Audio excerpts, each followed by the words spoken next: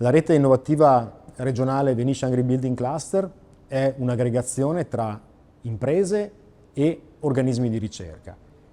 La sua mission è mettere in comunicazione le persone che fanno parte di questi enti e di queste imprese per favorire la nascita e lo sviluppo di nuovi progetti di ricerca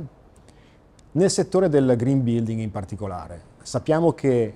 è necessario uno sforzo di tutta la filiera dell'edilizia per migliorare le performance energetiche dei nostri edifici. Ce lo chiede l'Unione Europea con la direttiva Case Green, ce lo chiedono anche i cittadini che sempre più si trovano a far fronte a spese energetiche importanti, in crescita e soggette, diciamo, alla volatilità delle vicende geopolitiche internazionali.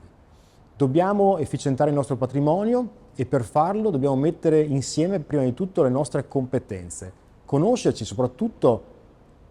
tra conterranei, tra aziende e enti di ricerca che abitano lo stesso luogo e molto spesso non si conoscono e quindi ci sono delle opportunità che vengono perse proprio perché non si sa che vicino al proprio istituto, alla propria università, c'è qualcuno che può aiutare a realizzare un determinato progetto.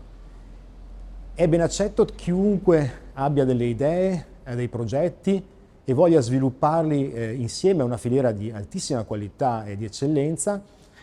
per entrare in questa rete innovativa regionale che vuole proprio favorire la cooperazione tra aziende ed enti di ricerca. Abbiamo creato da quest'anno un grande evento che ripeteremo ogni anno, che dà ancora di più questo messaggio di voler creare un momento di incontro, di voler creare un incontro e una partecipazione alle attività